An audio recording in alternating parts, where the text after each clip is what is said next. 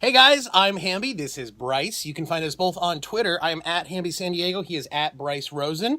We are doing a Batman versus Superman reacts video. I saw the movie a week ago. You just literally saw just got it. back, so I'm fresh. Yeah, give it to me. What do you think? A lot of good, a lot of bad. What do you want first? Well, let's do the bad, and then we'll go to the good. Okay, that one will take a little longer. Well, give me the good. What did you like about the movie? Okay. And this is the biggest thing I liked. I liked the characters. You know what, real quick, most likely spoilers. Oh, Okay? yeah. Most likely I'm giving it all away. spoilers. I probably won't, Bryce probably will. Go. I'm gonna. Go down to the characters. Lex Luthor, Batman, Wonder Woman. Man, she was the best. Superman. They did a good job portraying those characters as I've read them. Okay. A few actions, the amount of lives Batman took was a bit much.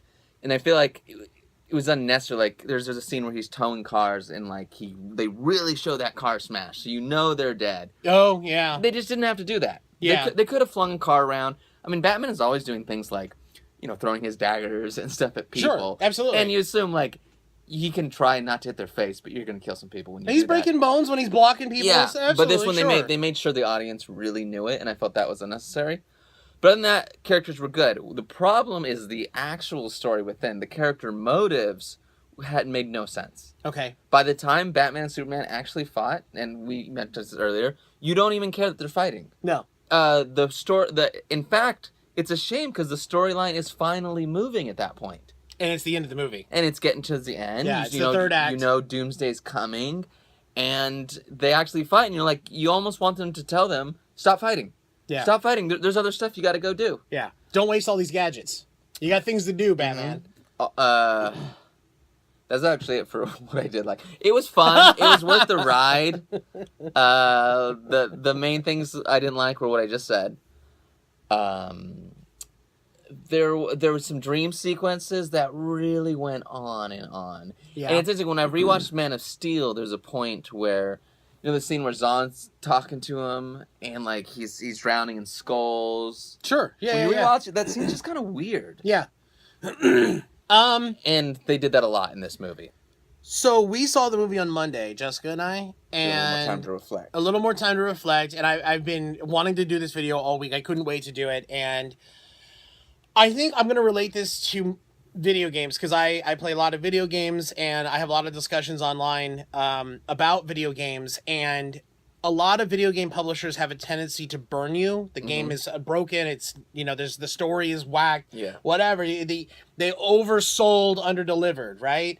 And at a certain point, as gamers, we have to ask ourselves, well, when is it my responsibility to just not buy the game anymore? Yeah.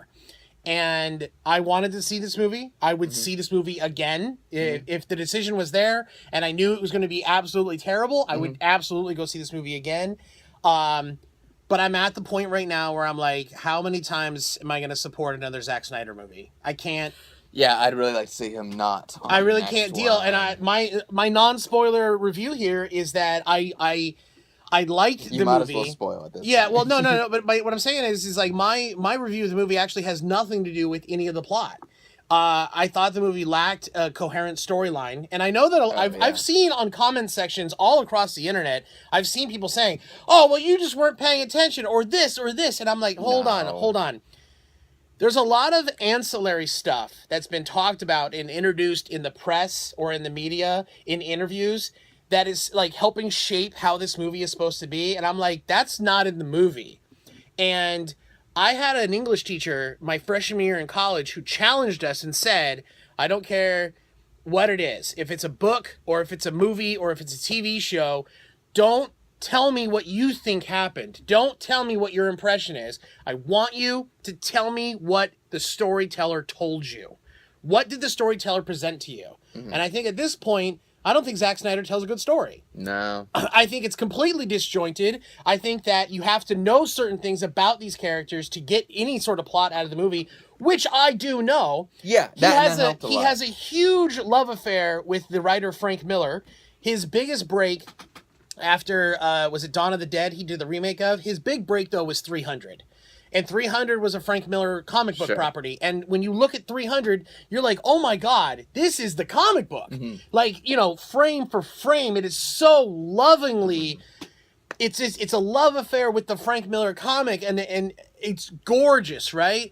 But then you look at Watchmen, and you're like, okay, it's sort of frame for frame, the Watchmen comic book, but it's not at the same time. That movie's kind of boring overall. And Man of Steel, I'm like, I don't like your Superman. And I know that a lot of people don't like the Big Boy Scout. I know people don't like that all the time. They don't want Superman to be all pure and wholesome. Sometimes you want a different take on Superman. And every writer and every director has a different way of telling that story. And I'm just here to tell you, I don't like that Superman. And I don't like the Superman in this movie who is depressed. He's just depressed. And he's battling whatever, like, weight, literal weight of the world is on his shoulders. And I'm like, I don't like this Superman. I like Henry Cavill. I don't like the story you're telling me. And this movie, I felt, was a love story to Frank Miller's Batman: The Dark Knight from 1989. Dark Knight Returns. Dark Knight Returns, or whatever it was. I think it was a love affair to that. There are scene for scene shots in this movie from that comic book. There's even scene-for-scene shots, like homages, Easter eggs, whatever you want to call them, from Batman: Death in the Family. And one of the problems I have is in the trailer. Death of Superman. Not a Miller one, though. Yeah, also Death of Superman. But one of the problems I have in the trailer is you see Robin's costume, and obviously Robin is dead. And you know that in the trailer. You got that. Everyone got that 8 months ago, 6 months ago, whatever. And Zack Snyder, there's been stories all this week. Zack Snyder tells us how the Joker killed Robin. And the storyline is, oh, well, he killed Robin 10 years ago. I'm like, okay, first of all, there's no context for that. The headline's misleading. And third of all, you didn't even tell it in the fucking movie. I'm sorry, but it has to be in the movie. Like, don't make me go read a comic book. This is a movie. I've got to go to the movie theater. I've got to sit there for 2.5 hours, and I got to be told the story. And I wasn't. And I was like, over time, over this week, I'm like, I'm kind of pissed. I'm kind of like, when there's a petition out there to get Zack Snyder off the next Justice League movie, and I'm like, I kind of want to sign it. And if he does do Justice League, I kind of feel like, at what point am I responsible to say, I'm not going to see this? Well, I agree with you. Yeah. Just not on the specifics of why it bothered you. That didn't bother me, I'm going to be honest, about Robin's story not getting told. I guess you make a strong point in that they're assuming everyone's up to date on the comic books, like maybe UI, or probably he is now. Yeah. So yeah, maybe not everyone knows. I wonder if that means, like, it's a Jason Todd is dead, or if there's a Nightwing. I hope there's a Nightwing out there, because that's a great character to not use. Dick Grayson. Yeah, Dick Grayson, the original one who goes on to become Nightwing. But just the overall, it's just too dark, and that has almost become, like, Snyder's thing. Yeah. I'm gonna make it dark. And it doesn't, and you can do that, like, Nolan did it. Right. But he didn't make it dark just to be dark. He gave it some realism, and that took it there. You know, and to wrap it up, because we're running out of time a little bit here, but the thing I wanted to point out is that in the cartoon Justice League Unlimited, there's a fight between Superman and Darkseid. And Superman says to Darkseid, you know, I feel like I live in a world made out of cardboard, but with you, there's a unique opportunity for me to really cut loose and show what I can do. And I felt like this movie, you almost have to understand that Superman does live in a world made out of cardboard. He is holding back all the time. That's why the whole premise of Batman versus Superman even works. But ultimately, I just felt, and I enjoyed the movie. I'm telling you this as I'm disappointed. I'm telling you as a fan, I enjoyed the movie and I'm disappointed at the same time. So, would you see it again? Like literally, would I go back in time and make the same decision, or are you saying would I see it twice in theaters? Because I don't see many movies in theaters. Would you watch it again at home? And if you could go back in time and watch it again, obviously, I think I would. Honestly, I think I'll watch it again whenever the next I'll definitely watch it again. Movie's coming out to freshen myself. But there's a lot. It was worth watching. Yeah. There's a lot of bad. Are you excited for the future movies in the DC universe? I'm with you in that I'd like to see Snyder not at the helm anymore. Yeah. You can go back to our first podcast we ever did.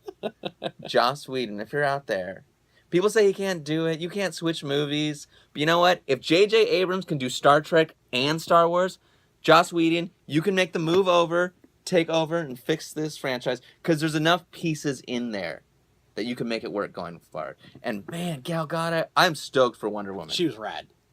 She was the best part of that movie. Guys, thank you so much for watching. Once again, I'm Hamby. This is Bryce. You can catch our Capes on Capes podcast. It's on the FM 94.9 SD app. You can go to the App Store. You can go to the, the Android Store, or whatever it is.